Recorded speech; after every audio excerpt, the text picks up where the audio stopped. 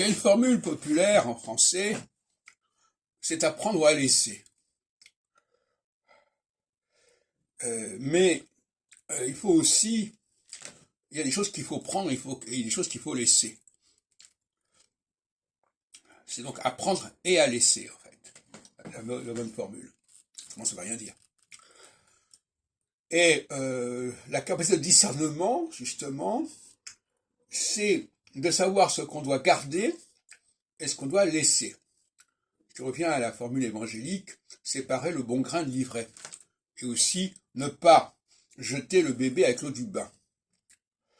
Et dans bien des cas, cette demande de discernement fait problème.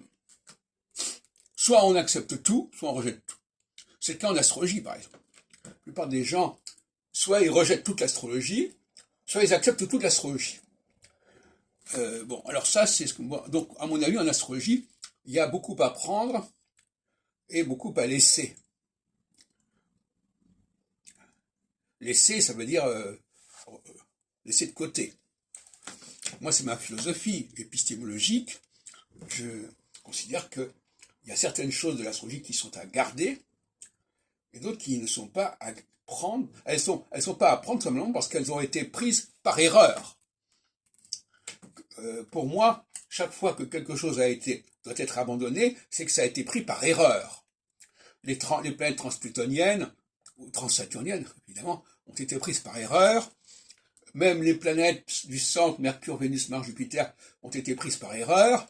Et en fait, compte, les vrais facteurs au niveau de la mobilité et de la prévision, par conséquent de la cyclicité, c'est Saturne, et accessoirement, sur un plan beaucoup plus mineur, les luminaires. Mais le gros axe prévisionnel, c'est évidemment la planète Saturne,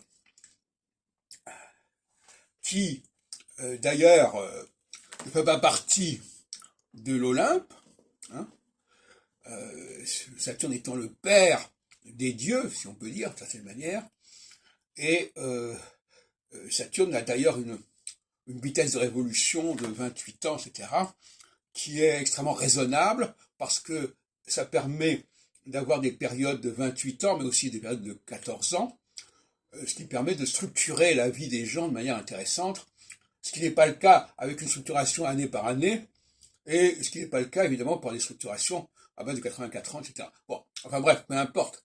Mais Saturne reste la pierre de touche de l'astrologie, et s'il y a quelque chose qu'il faut prendre, c'est bien Saturne, et beaucoup de choses de l'astrologie sont à laisser.